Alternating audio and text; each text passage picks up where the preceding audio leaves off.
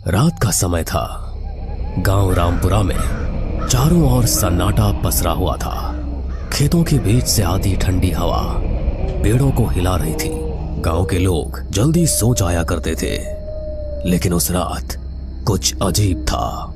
कहते हैं किसी ने गांव में टोटका किया है। चौपाल पर गांव वाले बैठे थे।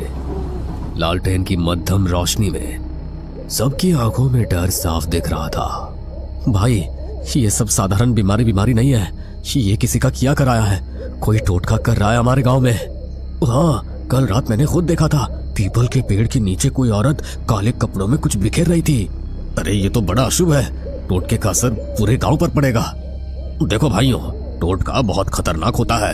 इससे इंसान की आत्मा तक को बांध लिया जाता है। हमें ये पता लगाना होगा कि ये कौन कर रहा है।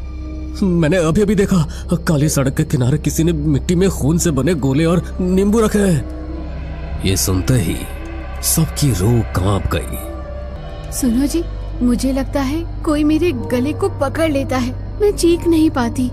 अरे ये कैसा वहम पाल लिया है तुमने? मैं तो पास ही लेटा रहता हूँ। नहीं जी, ये वहम नहीं है। कल रात मैंने साफ देखा, कोई परछाई मेरे सिरहाने खड़ी थी और उसके हाथ में खोपड़ी थी। अगले दिन सुबह गांव के तालाब के पास बच्चे खेलने गए तो उन्होंने देखा कि किनारे पर कई नींबू, कोयले की राख और लाल धागों में बंधी हड्डियां पड़ी थी। बच्चों ने शोर मचाया और गांव के लोग इकट्ठा हो गए। अरे देखो, ये तो साफ टोटके की निशानी है। अरे अब तो कोई शक ही नहीं बचा। कोई हमारे गांव को बर्बाद करना चाहता है। आज रात मुझे पूजा करनी होगी, वरना इसका असर और बढ़ जाएगा।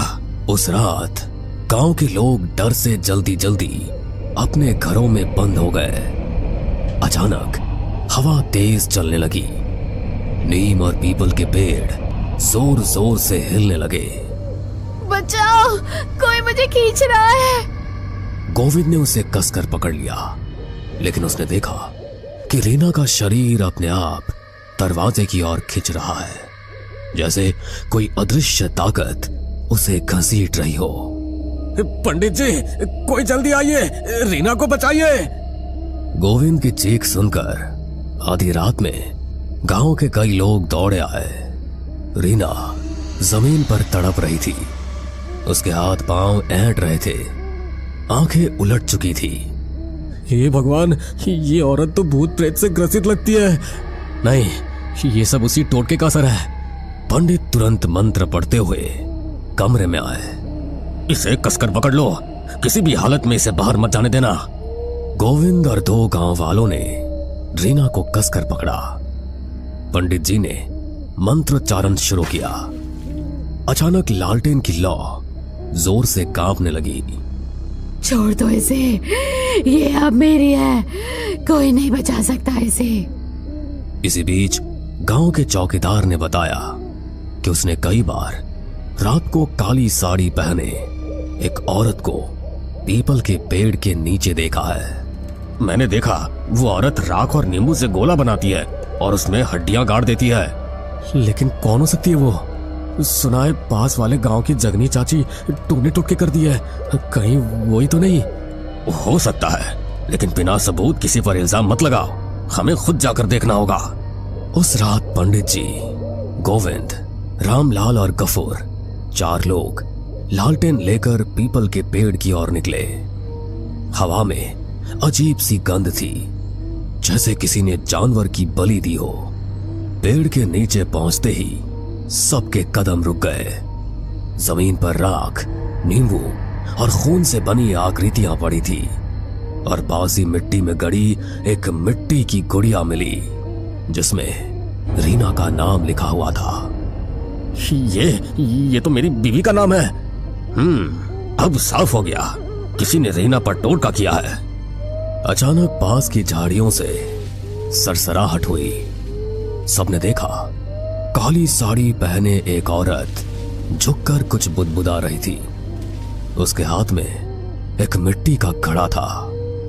वही है, वही औरत।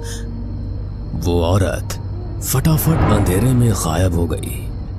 अगली सुबह गांव में ये खबर फैल गई। ये टोटका अगर बढ़ गया तो पूरा गांव तबाह हो जाएगा।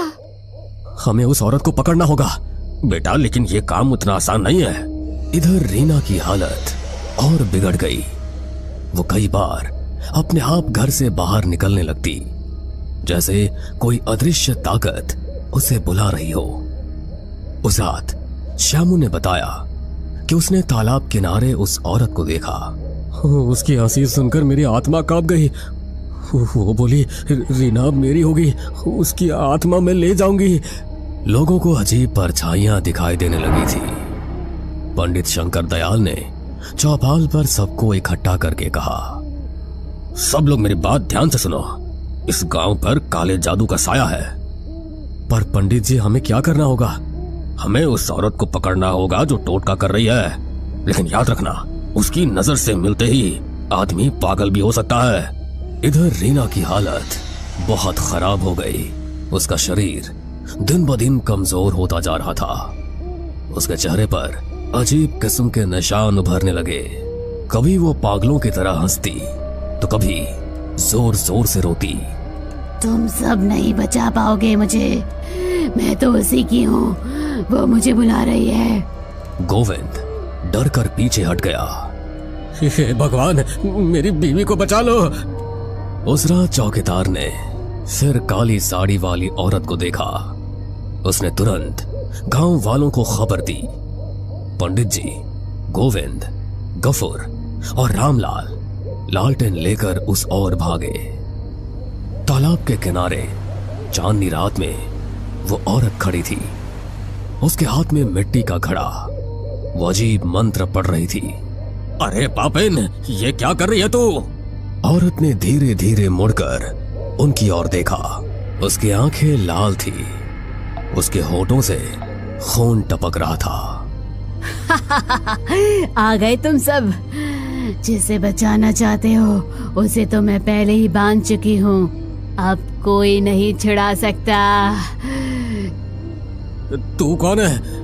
तुम्हारी रीना, उसकी किस्मत मैंने लिख दी है। उसके जीवन की डोर अब मेरे हाथ में है। अपना नाम बता, वरना अग्नि देवता की सौगंध खाकर कहता हूँ, तुझे मैं यहीं जलाकर भस्म कर दूंगा। मेरा नाम जगनी है। हाँ, वही जगनी जिसका तुम सब ने तिरस्कार किया था। ये तो वही है।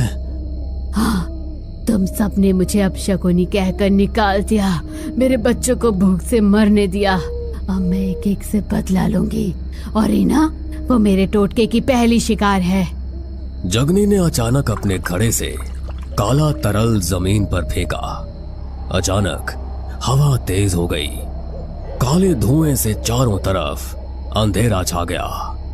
उसी वक्त रीना अचानक अपने घर से निकलकर भागती हुई वहां पहुंच गई। उसकी आंखें सफेद थी, चेहरा काला पड़ चुका था। माँ, मैं आ गई। रीना, ये तो क्या कह रही है? देखा, अब ये मेरी बेटी है। इसकी आत्मा मैंने अपने काले मंत्र से बांध ली है। पंडित जी, मेरी रीना को बचा लीजिए। आज ये निर्णायक रात है। या तो टोटका टूटेगा या फिर ये औरत रीना की आत्मा को लेकर चली जाएगी। रीना पागलों की तरह जगनी की ओर बढ़ रही थी। अरे दुष्टा, तेरे सारे टोटके मेरी मंत्र शक्ति के सामने टिक नहीं पाएंगे। उन्होंने हाथ में गंगा जल की शीशी उठाई और चारों ओर छिड़कने लगे। तू मुझे नहीं रोक पाएगा। जगनी ने अपना खून जमीन पर टपकाया। उसी पल काले धुएं से 3 काले साए निकलकर वहां घूमने लगे। उनकी आंखें अंगारों जैसी लाल थी। ये तो प्रेत है। पंडित जी, हमें बचाइए। मैं अब इंसान नहीं, मैं अब उसकी हूँ। रीना, रीना, होश में आओ, मैं तुम्हारा पति हूँ। रीना ने अचानक उसे जमीन पर गिरा दिया। पंडित जी, बचाइए। पंडित जी ने तुरंत अपने आसन पर बैठकर मंत्र का जाप शुरू कर दिया। जगनी चीखते हुए जमीन पर गिरने लगी। रुको, ये मंत्र मेरी आत्मा को जला देंगे। तूने निर्दोष आत्माओं को बांधा है। आज तेरी शक्ति यही खत्म होगी। उन्होंने गंगा जल रीना पर छिड़का। रीना जोर से चीखी और जमीन पर गिर पड़ी। उसके शरीर से धुएं का बादल निकला और सीधे जगनी के घड़े में समा गया।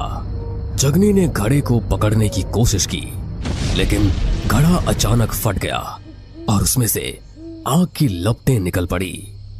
नहीं, ये नहीं हो सकता। मेरी साधना, मेरी शक्ति सब खत्म हो रही है। वो जमीन पर तड़पने लगी। उसका शरीर राख की तरह काला पड़ गया। उसके शरीर से धुआं उठकर आकाश में विलीन हो गया। रीना धीरे धीरे उठी। उसकी सांसें सामान्य हो चुकी थी। गोविंद, क्या हुआ था मुझे? अब सब ठीक है रीना, वो दुष्टा औरत चली गई। हाँ, लेकिन याद रखो, ऐसे टोटके का असर जल्दी खत्म नहीं होता।